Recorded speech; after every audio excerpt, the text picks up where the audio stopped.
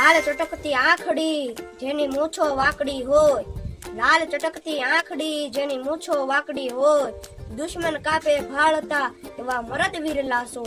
Hello મિત્રો, તો આજે આપણે આવી ગયા છીએ રાજુલા તાલુકાના વડ ગામના સમર્થ સુરાપુરા શ્રી પાતા બાપુના સાનિધ્યમાં.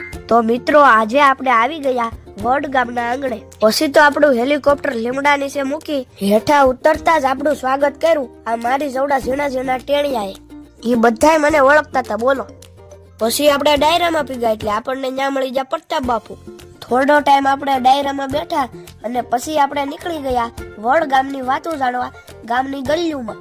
મિત્રો, વડ ગામ ધાતરવડી નદીના કાંઠે વસેલું છે. આ ગામ જાણે પ્રકૃતિએ પોતાની હથેળી પર રાખેલા રતન જેવું છે. મિત્રો, વડ ગામ ચારે બાજુથી કેરી અને કેળાના બગીચાઓથી ઘેરાયેલું એક સમૃદ્ધ ગામ છે. વડ ગામ માત્ર ગામ નથી દોસ્તો, પરંતુ પ્રકૃતિ, મહેનત અને પ્રેમનું સુંદર સંગમ છે.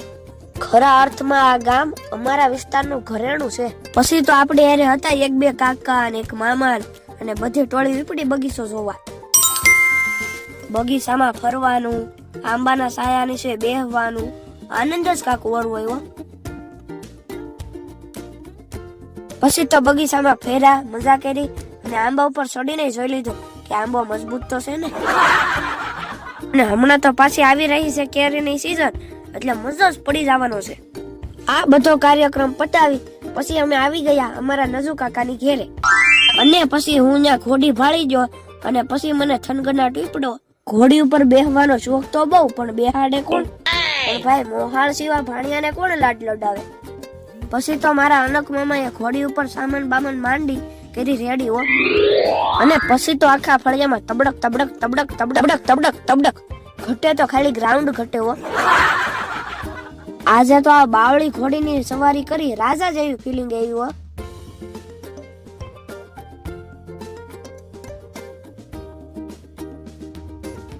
પછી ઘોડે સવારીની મજા કરી અને નીકળી જા લગ્નના ભોજન સમારોહ તરફ. પણ ત્યાં પીગા ચાતો આપણી ઓળખાણ નીકળી અમેરિકાના રાષ્ટ્રપતિ જેવી. જો આ બધાય મને અમારા વિડીયો થકી ઓળખે છે, એટલે મારા વખાણ સાંભળી મને બહુ મજા આવી. તો હાલો મિત્રો, હવે આપણે જઈએ પાતા બાપુના દર્શન કરવા. તો હું, મારા પપ્પા અને સુરાપુરા શ્રી પાતા બાપુના પરમ ઉપાસક એવા પ્રતાપ બાપુ અમે આવી ગયા સુરાપુરા શ્રી પાતા બાપુની જગ્યામાં. તો આ છે જગ્યામાં બિરાજમાન ભૂતડા દાદાનું સ્થાનક. પછી સુરવીર સુરાપુરા એવા કે પાતા બાપુના આશીર્વાદ લીધા.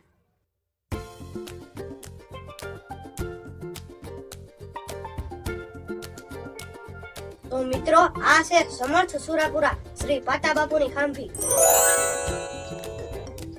હા દોસ્તો, આ એ જ મરદા મરદ શૂરવીર પાતા બાપુની ખાંભી છે કે જે આજથી 473 વર્ષ પહેલા જેતપુર સાપરાજ વાળાના ગઢમાં ધર્મના રક્ષણ માટે ધીંગાણામાં કામ આવી ગયા હતા.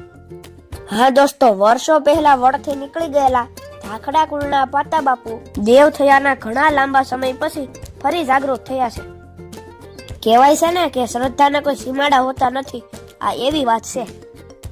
આ પ્રતાપ બાપુને સપનામાં આવીને જુદા જુદા પ્રકારે વારંવાર પાતા બાપુ જાગૃત હોવાના સંકેતો મળતા.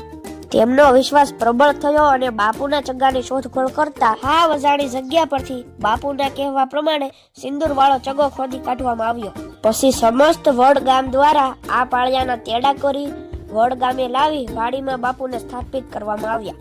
અને હાલ ધાખડા કુળના સુરાપુરા તરીકે બાપુ પૂજાય છે અને બાપુ સૌનું રક્ષણ કરે છે. અને બાપુ અવારનવાર નાગના રૂપમાં વાડીમાં ફરતા.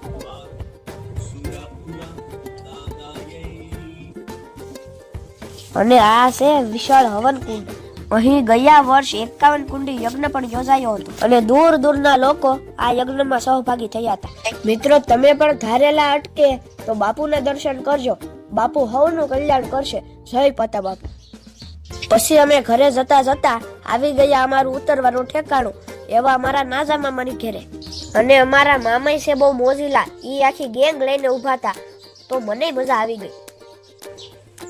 તો મિત્રો, આજનો દિવસ આપણે વડમાં વિતાવ્યો, જે ખૂબ જ આનંદમય અને જીવનનો એક યાદગાર દિવસ છે.